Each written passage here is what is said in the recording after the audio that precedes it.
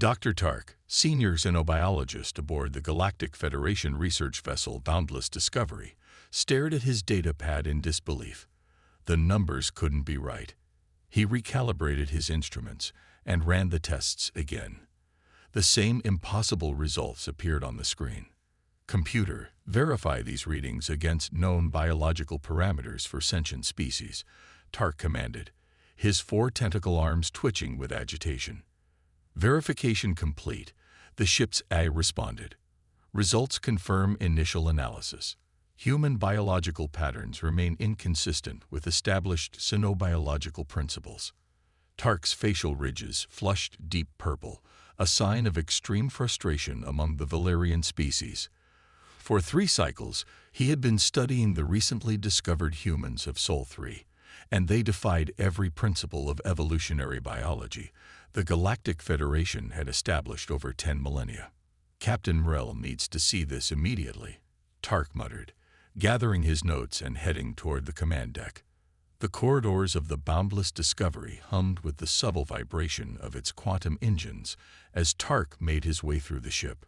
Various crew members, representing 12 different species from across the galaxy, nodded respectfully as the senior xenobiologist passed. Captain Mrel, a towering Dralaxian with metallic scales that reflected the command deck's blue lighting, turned as Tark entered. "Dr. Tark, you seem troubled," Mrel observed, her voice resonating with the dual-toned quality characteristic of her species. "Captain, I've completed my preliminary study of the humans," Tark replied, "and frankly, their biology makes no sense whatsoever." The captain's inner eyelids blinked rapidly, a sign of curiosity. "Explain." "Where to begin?" Tark activated his holographic display. "First, humans evolved on a death world with gravity that would crush most sentient species. Yet instead of developing thick exoskeletons or low-density body mass, they evolved fragile calcium-based internal skeletons with relatively thin dermal layers for protection. Perhaps their environment wasn't as hostile as we believed," suggested First Officer Kren, a diminutive Philosian whose plant-based body glowed faintly green in the dim light. "That's just it," Tark continued. "Sol 3, Earth as they call it, is unbelievably dangerous. Extreme weather patterns, tectonic instability, vast temperature ranges, dangerous wildlife, high radiation from their star, and poisonous vegetation. Yet humans evolved with minimal natural defenses and still became the dominant species." Captain Mrel leaned forward. "How did they survive?" "That's where it gets truly bizarre," Tark said. "They compensated for physical vulnerability with neural adaptations. Their brains consume an enormous percentage of their energy reserves. They developed tools used earlier than any known species, but that alone doesn't explain their success." Tark brought up a series of comparative charts. Humans heal from injuries that would be fatal to most species. They can lose significant blood volume and recover. They can survive the loss of entire limbs. Their endurance capabilities exceed even the hardiest Dralaxian soldiers. "Surely you exaggerate," Captain Mrel said. "I wish I were. Humans routinely engage in activities they call sports or exercise that deliberately push their bodies to exhaustion. They consider it beneficial. Most species would consider such stress harmful. Perhaps most disturbing," Tark concluded, "is their sleep pattern. Humans become completely unconscious for approximately 1/3 of each planetary rotation. They are essentially defenseless during this state, yet evolved this way on one of the most dangerous planets we've encountered." The command deck fell silent as the implications sank in. "Captain," Tark said, breaking the silence, "I believe we need to reconsider our first contact protocols. Humans are unlike any species we've encountered. Their biology defies our understanding, which means their psychology and capabilities likely do as well." Captain Mrel nodded slowly. "Prepare a comprehensive report. I'll inform Federation Command that we may need specialized experts for this contact mission." She turned to face the view screen showing the small blue planet below. "If their biology is this unusual, Who knows what other surprises these humans might have in store for us? The observation pod descended silently through Earth's atmosphere, its cloaking technology concealing it from human detection. Inside, Dr. Tark adjusted his environmental suit while reviewing his mission parameters. "Remember, this is strictly observational," Captain Rel's voice came through the comm. "No interaction with the natives. We need more data before considering formal contact." "Understood, Captain," Tark replied. "I'll transmit findings hourly." Accompanying Tark was Lumi, the ship's medical officer, a Nidarian whose translucent skin revealed the complex network of neural pathways beneath. Nidarians were renowned for their analytical abilities and photographic memories. "I still find it difficult to accept your findings, Doctor," Lumi said, her voice melodic but tinged with skepticism. "No species could evolve with such contradictory traits." "See for yourself," Tark gestured as the pod settled on a hillside overlooking the human settlement, a medium-sized city by their standards. The pod's sensors began collecting data immediately, focusing on human activities in a nearby recreational area. Tark and Lumi watched in fascination as humans of various ages engaged in different physical activities. "Look there," Tark pointed to a group of humans running in circles around a track. "They're deliberately exhausting themselves. And over there, those humans are repeatedly lifting heavy objects for no apparent practical purpose." Lumi's neural pathways pulsed with increased activity. "Fascinating. They appear to be voluntarily stressing their muscular systems. But why? They understand something intuitively that contradicts established biological principles," Tark explained. "For humans, biological stress within certain parameters actually strengthens them. It's called adaptation in their scientific literature." The pod sensors focused on a small human, a child, who had fallen and injured its knee. The sensors detected blood, tears, and vocalization that indicated pain. "Observe the injury response," Tark noted.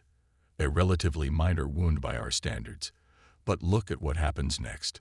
An adult human approached, applied a small adhesive bandage to the wound, and offered comfort. Within minutes, the child had stopped crying and resumed play.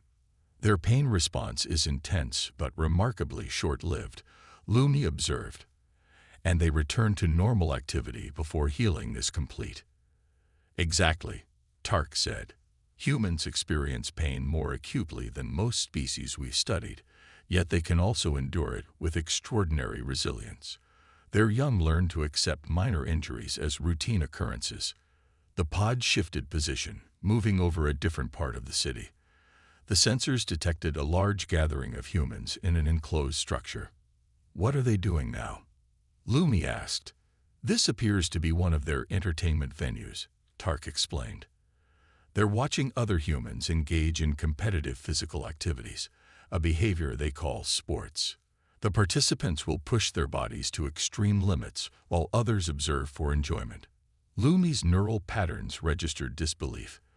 "They find watching physical stress entertaining." "It gets stranger," Tark said. "Humans regularly consume substances that are technically poisonous to their systems. Alcohol, caffeine, capsaicin, for pleasure. They deliberately seek sensory experiences that cause discomfort or physiological disruption."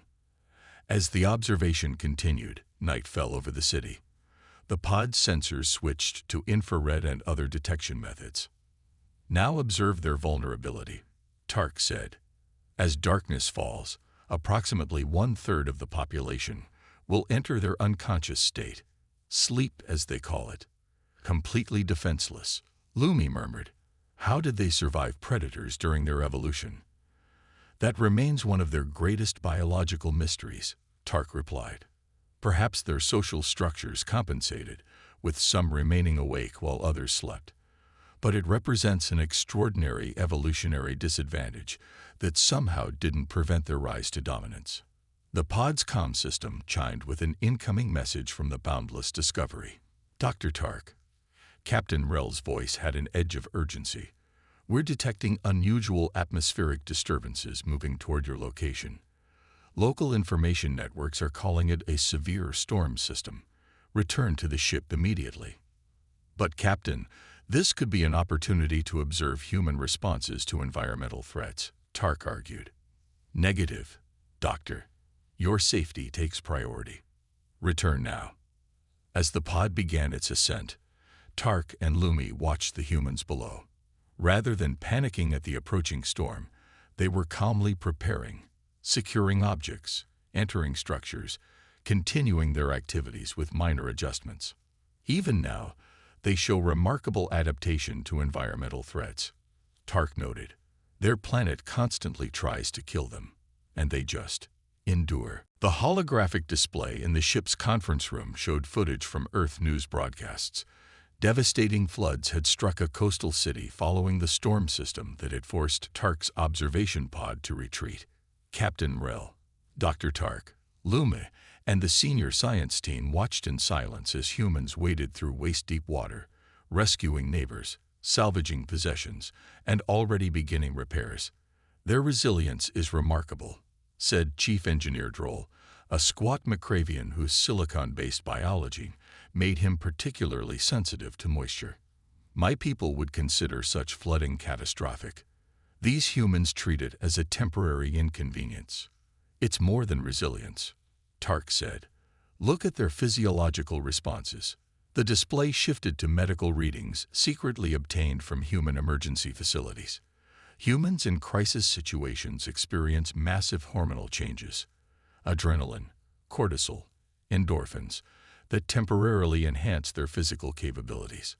Some can perform feats of strength or endurance that would be impossible under normal conditions. A survival mechanism, Captain Rel asked. An extreme one, Lumi interjected. Most species develop consistent biological capabilities through evolution. Humans instead develop this ability to temporarily exceed their normal limitations in emergencies. The biological cost is enormous.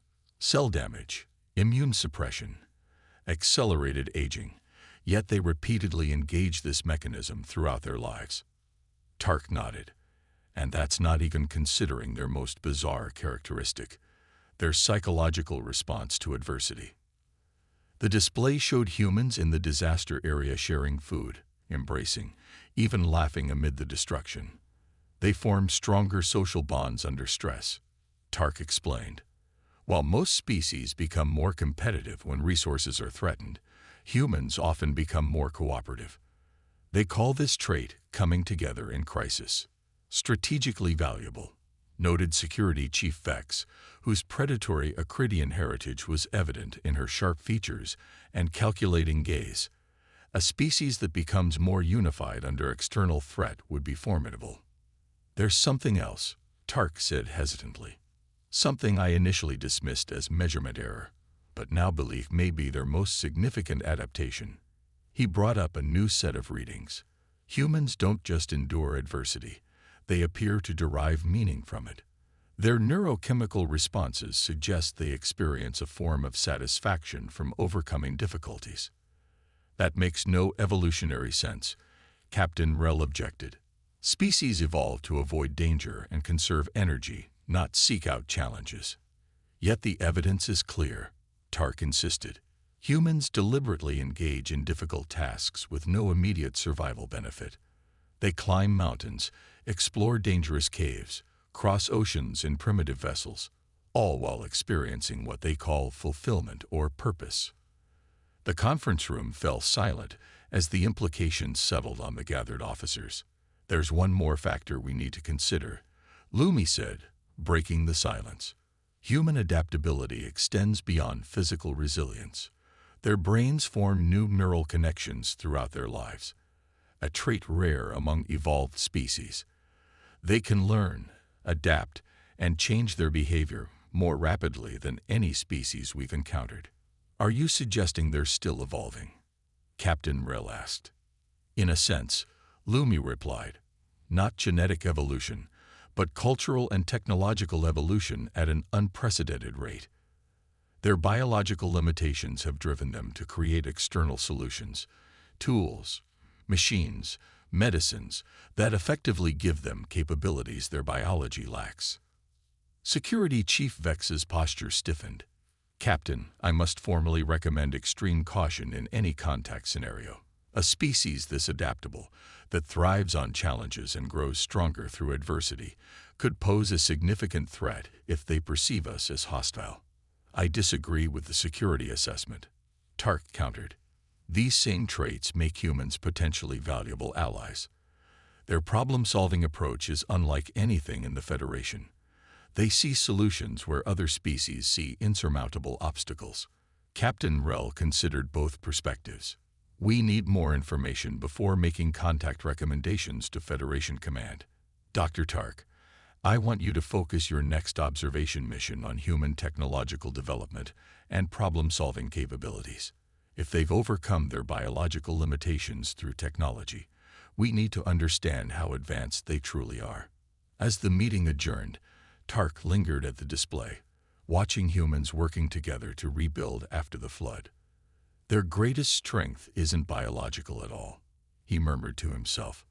It's their refusal to accept limitations, even those imposed by their own biology. 3 human months had passed since the first observation mission.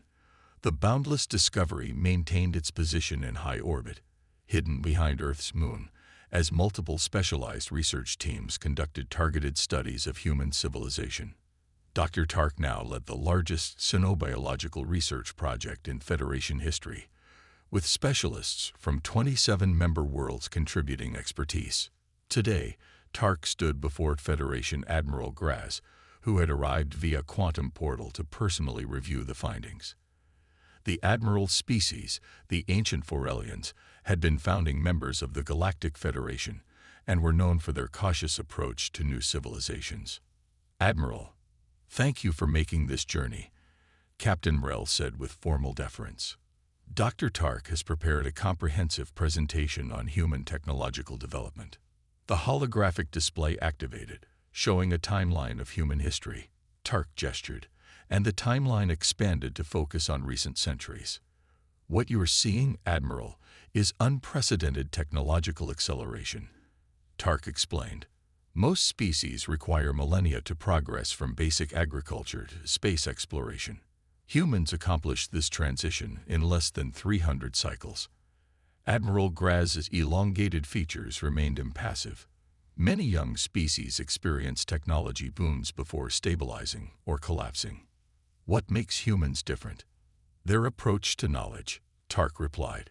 Humans have institutionalized something they call research and development, this systematic pursuit of new knowledge and technologies, often with no immediate application.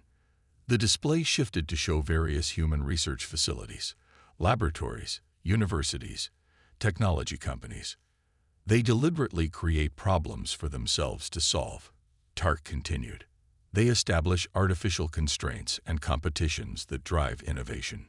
Most remarkably, they widely share their discoveries through global information networks, allowing for collaborative advancement. You're suggesting their technological progress is linked to their peculiar biology? Admiral Graz asked. Precisely, Tark confirmed. Their biological limitations, physical fragility, short lifespans, susceptibility to disease, have driven them to develop technological solutions. They've created medical technologies that extend their lives.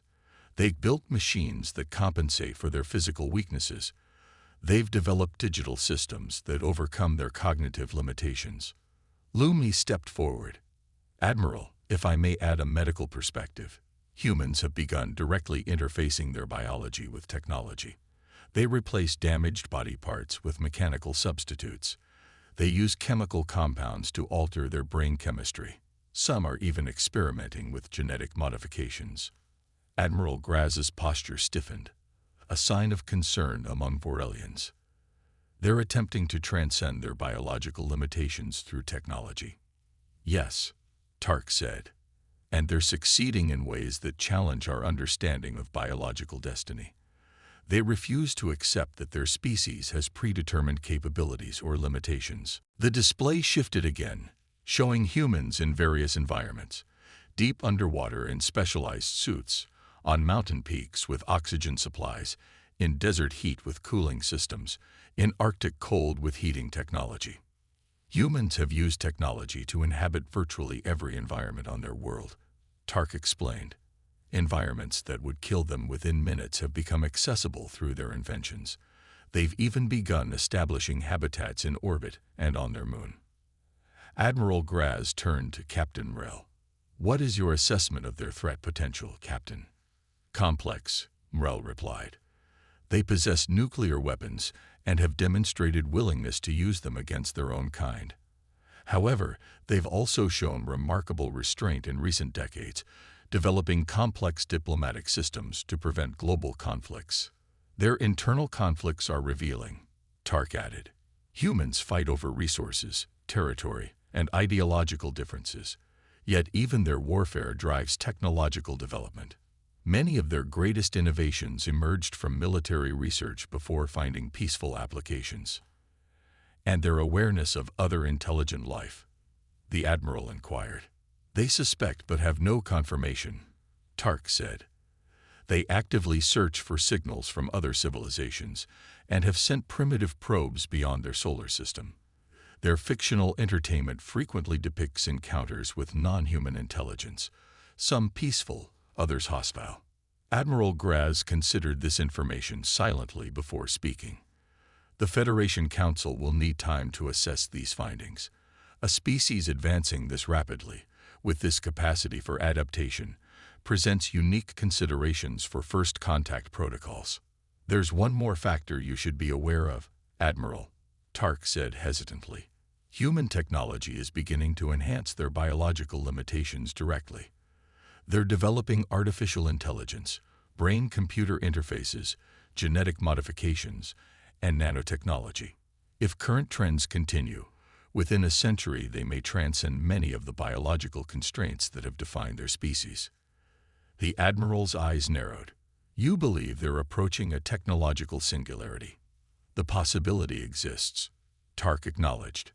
"And if they achieve it, our current assessments of their capabilities will become obsolete. Then perhaps," Admiral Graz said slowly, "we should consider accelerating our timeline for first contact. It may be better to establish relations while we still understand what they are, rather than waiting to see what they might become." The decision to initiate first contact came not from Federation Command, but from necessity. As the Boundless Discovery continued its covert observations from lunar orbit, an unexpected solar flare disrupted its cloaking systems. Earth's primitive but increasingly sophisticated detection technologies quickly identified the anomalous readings. Tark rushed onto the command deck as alarms sounded throughout the ship. "Status report," Captain Mrel demanded. "Human monitoring stations have detected us," reported the communications officer. "Their global networks are sharing sensor data. Multiple countries have redirected space observation equipment toward our position." "Can we restore full cloaking?" Mrel asked. Chief Engineer Droll shook his head. "The quantum fluctuations from the solar event have destabilized our phase modulators. Repairs will require at least 6 hours." Captain Mrel's scales shifted color as she processed the implications. "We've lost the option of non-detection. Our choices are immediate withdrawal or formal contact." Admiral Graz, who had remained aboard to observe further research, stepped forward. "The Federation Council granted emergency authorization for first contact if our presence was discovered. Captain Mrel, the decision is yours as the commanding officer on site." All eyes turned to the captain. After a moment of contemplation, she spoke. "Prepare the contact protocols. Dr. Tark, as our leading human expert, you will join the delegation." Within an hour, Tark found himself aboard a diplomatic shuttle descending toward Earth, specifically targeting the headquarters of an international space agency where human leaders had hastily gathered in response to the discovery. Despite his extensive research, Tark felt unprepared for direct interaction with humans. "Remember," Admiral Graz instructed the small delegation, "we present ourselves as peaceful explorers. We acknowledge their sovereignty over their world and express interest in cultural exchange. No technology transfers without explicit authorization from Federation Command." The shuttle landed on an open area near the human facility. A phalanx of what appeared to be security personnel surrounded the landing site, while officials in formal attire waited nervously. Their biological responses indicate extreme stress, Lumi noted, observing through the shuttle sensors. Elevated heart rates, adrenaline surges, perspiration increases. Yet they stand their ground, Tark observed. Remarkable courage for a species encountering advanced extraterrestrials for the first time. The delegation exited the shuttle, universal translators active. Admiral Graz led, followed by Captain Mrel, Dr. Tark, Lumi, and 2 security officers. They had chosen representatives from different Federation species to demonstrate galactic diversity. What happened next astonished even Tark, despite his extensive study of humans. The assembled officials, after initial shock at the aliens' appearance, quickly organized themselves. A gray-haired human male stepped forward. "I am Director James Wells of the International Space Cooperation Agency. On behalf of Earth, I welcome you and request your peaceful intentions." Admiral Graz responded with a carefully prepared greeting, explaining the Galactic Federation's purpose and their research mission. As the formal exchanges continued, Tark observed the humans closely. Their initial fear had rapidly transformed into intense curiosity, exactly as his research had predicted. Within hours, the humans had established a temporary diplomatic protocol, arranged accommodations for the delegation, and begun organizing a global response. Their political systems, fragmented into nation-states, somehow coalesced around this unprecedented situation. "They're adapting to our existence with remarkable speed," Tark commented to Lumi as they were escorted to a conference room. "Most species require cycles to process first contact." "It's consistent with our findings," Lumi replied. "Humans specialize in adaptation." The initial diplomatic meetings revealed another surprising human trait: pragmatism. Rather than becoming paralyzed by philosophical or religious implications, the human representatives focused on practical matters, establishing communication protocols, defining diplomatic boundaries, and assessing the immediate implications for their civilization. During a break in the proceedings, a human scientist approached Tark, introducing herself as Dr. Eleanor Reed, xenobiologist.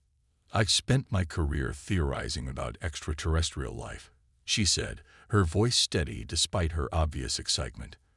"I have so many questions about your biological systems, especially how different species evolved to achieve sentience." "As do I about humans," Tark replied. "Your biology has been the focus of my research for many cycles." Dr. Reed smiled, a human expression Tark had studied but never experienced directly. "Then perhaps we can arrange an exchange of knowledge. Your perspective on human biology would be fascinating. What aspects seem most unusual to you?" Tark considered the question carefully. "Your species' remarkable capacity to thrive despite biological constraints. Humans have succeeded not by evolutionary optimization, but by refusing to accept limitations. It defies conventional xenobiological understanding." "Interesting," Dr. Reed replied. "We tend to see our adaptability as our defining trait, but I never considered it might be unique among intelligent species." As the diplomatic meetings continued into the night, Tark observed the humans growing fatigued yet continuing to work. They consumed stimulants, caffeine primarily, to override their biological need for sleep. Even now, Tark noted to Captain Mrel, they're using technology and chemistry to transcend their biological limitations, the most important moment in their species' history, and they refuse to pause for necessary biological functions. Captain Mrel's inner eyelids blinked thoughtfully. "Perhaps that's why your research fascinated me, Doctor. Humans don't accept what they are. They constantly strive to become something more." 1 Earth year after first contact, the integration of human civilization into the galactic community progressed with unprecedented speed. The Federation had established embassies in 12 Earth nations, while humans had sent their own representatives to the Federation Council. Knowledge exchange programs operated under careful protocols, with technological transfers strictly controlled to prevent disruption of Earth's natural development. Dr. Tark had remained on Earth, now serving as the Federation's scientific liaison and continuing his research on human biology. Today, he sat in his laboratory at the newly established Interspecies Research Center, reviewing data from the latest study, a comparison of stress responses across sentient species. The results are consistent with our earlier findings, Tark told his research partner, Dr. Eleanor Reed, who had become the leading human expert on comparative tenobiology. Humans demonstrate physiological and psychological responses to adversity that differ fundamentally from all other known sentient species. It's strange to think our biology is considered unusual, Eleanor said, examining the neural response patterns on the display. To us, it's just how we are. That's precisely what makes humans unique, Tark replied. Most species accept their biological parameters as fixed constraints. Humans view biology as a starting point, not a limitation. Their conversation was interrupted by an urgent communication. The holographic display activated, showing Captain Rel's distinctive features. Dr. Tark, we have a situation requiring your expertise, she said without preamble. A Federation survey vessel has encountered a spatial anomaly in the Cygnus sector. The anomaly is generating radiation patterns that are lethal to all Federation species. We need to contain it before it expands. I don't understand how I can help with a spatial anomaly, Tark said. The radiation is lethal to us, Mrel clarified. But our preliminary analysis suggests humans might withstand it long enough to deploy containment technology. Their unusual radiation tolerance combined with their rapid cellular regeneration might make this possible. Eleanor, who had been listening, stepped forward. You're asking for human volunteers to enter a radiation zone that would kill other species. Precisely, Captain Rel confirmed. The Federation Council is formally requesting Earth's assistance. Within days, a joint mission was assembled. 3 human specialists, 2 engineers and a physicist, volunteered despite being fully informed of the risks. The Federation provided advanced protective equipment and medical countermeasures, but everyone understood this would only mitigate, not eliminate, the danger.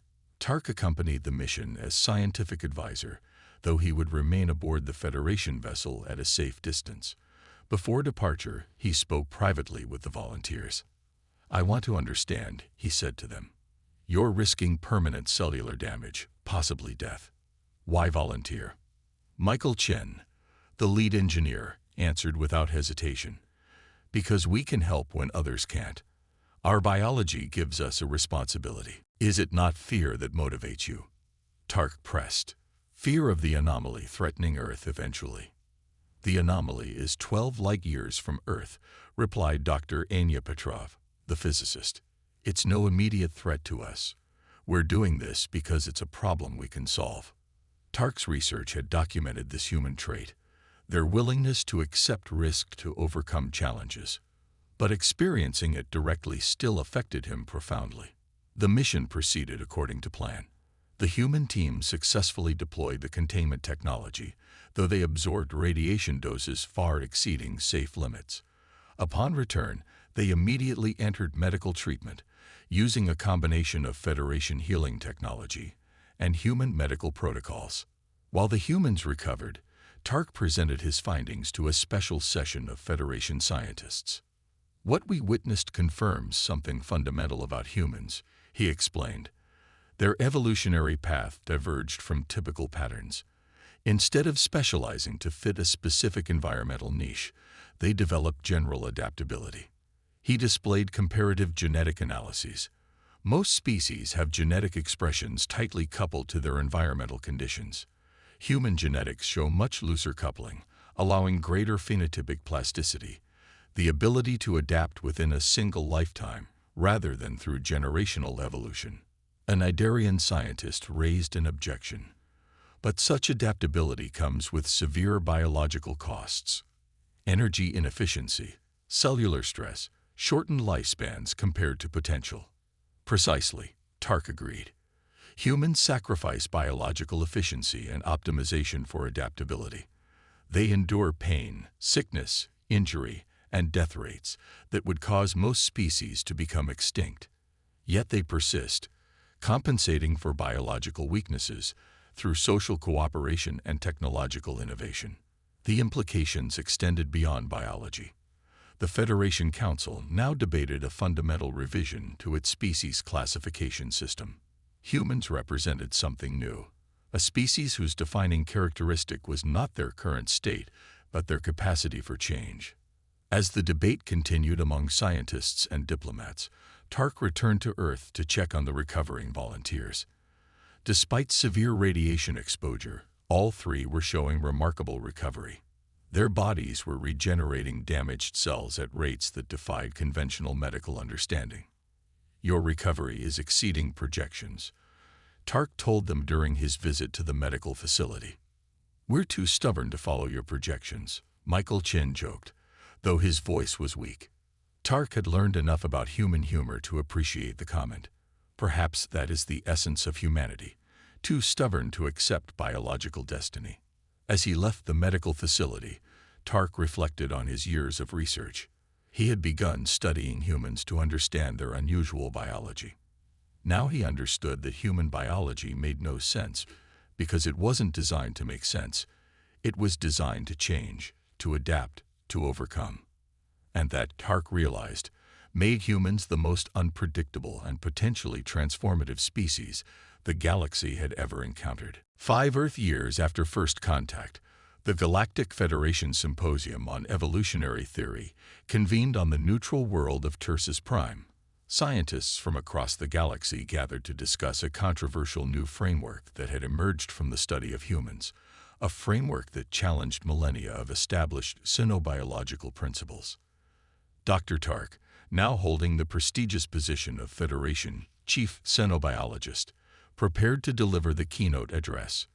His research on human biology had expanded into a comprehensive examination of their evolutionary history, technological development, and potential future trajectories. The grand auditorium fell silent as Tark took the podium. Representatives from over 300 species waited expectantly.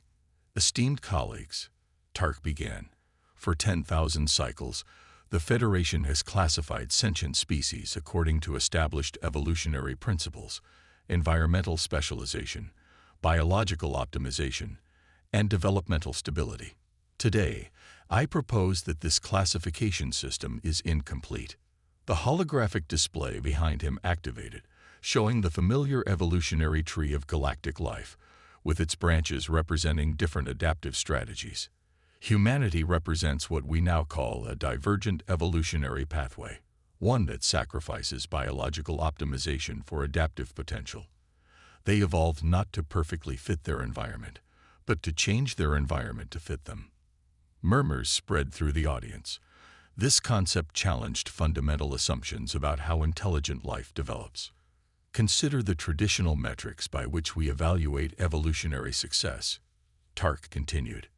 "Energy efficiency, environmental adaptation, reproductive optimization, and stability across generations. By these standards, humans are an evolutionary anomaly, inefficient, maladapted to their native environment, prone to disease, and remarkably unstable across generations." He shifted the display to show human history, yet in merely 50,000 years, an evolutionary eye blink, they progressed from simple tool use to interstellar communication. In the 5 years since first contact, humans have integrated Federation technologies and contributed innovations of their own at a pace that defies our predictive models. Admiral Graz, now serving as Federation High Commissioner for Human Relations, nodded in agreement from the front row. Beside him sat Eleanor Reed, recently appointed as Earth's first ambassador to the Federation Council. "The implications extend beyond biology," Tark explained. "Human social structures, unlike those of most species, are not optimized for stability, but for adaptation. Their political systems change. Their economic models evolve. Their cultural expressions transform. Even their languages continuously modify. This constant flux, which would destabilize most civilizations, somehow provides humans with remarkable resilience against external shocks." Tark brought up new images, human cities rebuilt after natural disasters, technologies repurposed for new applications, social systems reorganized after conflicts. This adaptability comes at enormous biological and social cost. Humans endure suffering that would cause most species to collapse, yet they have developed physiological and psychological mechanisms to derive meaning from adversity. They call it growth through hardship, a concept alien to most sentient beings. The display shifted to show the most recent human achievements, their contributions to Federation science, their unique approaches to long-standing technological challenges, their artistic interpretations of galactic cultures. In the 5 years since joining the galactic community, humans have demonstrated that their divergent evolutionary pathway offers unique advantages. Their biological limitations, rather than constraining them, have driven them to develop compensatory strengths, creativity, cooperation, and an unrelenting drive to transcend their current state. Tark paused, letting the implications settle across the diverse audience. I propose a new classification for evolutionary strategies: conservative adaptation for species that optimize within environmental parameters, and transformative adaptation for species like humans that modify their environment and themselves. The symposium erupted in discussion, with scientists debating the implications across specialized fields. Some resisted the reclassification, arguing that humans were simply an outlier, not a new category. Others embraced the framework, suggesting it might explain other anomalous species encountered at the galaxy's frontiers. As the formal session concluded, and the scientists broke into discussion groups, Tark joined Admiral Graz and Ambassador Reed in a private meeting room. "Your presentation will generate controversy for cycles to come," Admiral Graz noted. "Many traditionalists will resist reclassifying evolutionary principles that have stood for millennia. Science advances through challenging established frameworks," Tark replied. "The evidence is compelling." Ambassador Reed smiled, a human expression Tark had grown familiar with. "It's strange to think our biology seemed so peculiar to you when we first met. From our perspective, we're just human." "That's the most remarkable aspect," Tark said. "Humans don't see themselves as extraordinary. Your acceptance of limitations, your drive to overcome them, your willingness to endure hardship for progress, you consider these normal traits." "Because they are, for us," she replied. "Every human child learns that falling down is part of learning to walk." Admiral Graz's expression turned serious. "The Federation Council is concerned about long-term implications. If humans continue to advance at current rates, within a century they may surpass many established Federation species in key technologies and capabilities." "Is that concern based on fear or opportunity?" Ambassador Reed asked directly, another human trait that had initially shocked Federation diplomats, but was now accepted as their communication style. "Both," Admiral Graz admitted. "Your species' history shows remarkable accomplishments alongside devastating conflicts. Your potential inspires both hope and caution." Tark intervened. "What makes humans unique isn't their specific capabilities, but their adaptability itself. They don't optimize toward a fixed evolutionary endpoint. They continuously redefine what they can become." The meeting was interrupted by an urgent communication. A Federation technician appeared in holographic form, her features tense. "Admiral, Ambassador, we've detected a critical situation developing in the Orion sector. But dormant stellar anomaly has activated, threatening 3 inhabited systems, including 2 pre-spaceflight civilizations." Admiral Graz straightened. "Deploy containment vessels immediately. We'll need to evacuate the affected systems." "Sir, our preliminary simulations indicate standard containment protocols will fail. The anomaly's expansion rate exceeds our technological capabilities." A heavy silence fell over the room. The Federation had encountered similar crises before, situations where evacuation was the only option, and even then, billions of lives would be lost. Ambassador Reed stepped forward. "Can I see the data?" The technician transferred the information to their local display. Reed studied it intently, her eyes narrowing. A human expression Tark had learned indicated intense concentration. "This energy signature," she said slowly. "It resembles something our physicists theorized but couldn't test due to energy constraints." She turned to Admiral Grass. "We need a joint human Federation team. I believe we can adapt the radiation shield technology we developed after the Cygnus mission to create a phase inversion field. It won't stop the anomaly, but it might slow its expansion enough for evacuation. That technology is still experimental," Tark cautioned. "The biological cost to human operators would be extreme." "We'll find volunteers," Reed said with certainty that Tark no longer questioned. He had learned that when humans said they would find people willing to risk their lives to save others, they meant it. 3 days later, as a joint human Federation fleet deployed around the expanding anomaly, Tark stood on the observation deck of the command vessel. Beside him, Admiral Graz watched as human operators piloted specialized ships directly into the anomaly's outer boundary, a region lethal to most Federation species. "They're succeeding," Tark noted as readings showed the anomaly's expansion rate decreasing. "The phase inversion field is working." "At what cost?" Admiral Graz asked soberly, noting the medical readings from the human pilots. Even with advanced protection, they were absorbing dangerous levels of exotic radiation. "A cost they willingly accept," Tark replied. "That's what makes humans unique in the galaxy. Their biology imposes limits they constantly defy. Their fragility creates a determination other species never needed to develop." As the evacuation ships began jumping to safety with refugees from the threatened worlds, Admiral Graz turned to Tark. "Your symposium presentation was more prescient than you knew. This crisis would have ended differently without human intervention." Tark nodded slowly. "That's the true significance of human biology. It makes no sense when viewed through the lens of optimization. But when viewed through the lens of potential, of what a species can become rather than what it is, humans represent something profound." When the last evacuation ship cleared the danger zone, the human pilots finally withdrew, their ships showing significant damage and their bodies requiring immediate medical attention. Yet as they were helped from their vessels, many showed the facial expression Tark had come to recognize as a smile, even through their pain. 1 year later, Tark stood in a ceremony hall on Earth as the Federation Council formally recognized humanity's contribution to galactic society.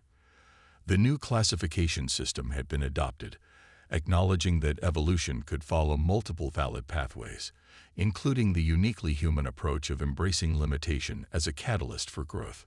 As Tark watched humans and Federation representatives mingle, exchanging ideas and forming connections that would shape the galaxy's future, he reflected on his original research question that had seemed so simple: why does human biology make no sense?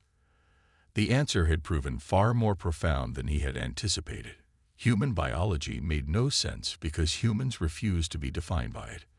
Their greatest evolutionary adaptation wasn't a physical trait but a perspective, the unshakable belief that limitations exist to be overcome. In a galaxy of species perfectly adapted to their environments, humans stood apart, imperfectly adapted but perfectly adaptable. And in that seeming contradiction lay their greatest strength and their gift to the galactic community. "Our biology isn't our destiny," Ambassador Reed had said during the ceremony. "It's our starting point." As Tark observed humans continuing to defy expectations, forge new paths, and reimagine possibilities, he knew she was right. Human biology made no sense precisely because it wasn't supposed to make sense. It was supposed to change, to adapt, to transform. And in that beautiful contradiction lay humanity's greatest contribution to the cosmos.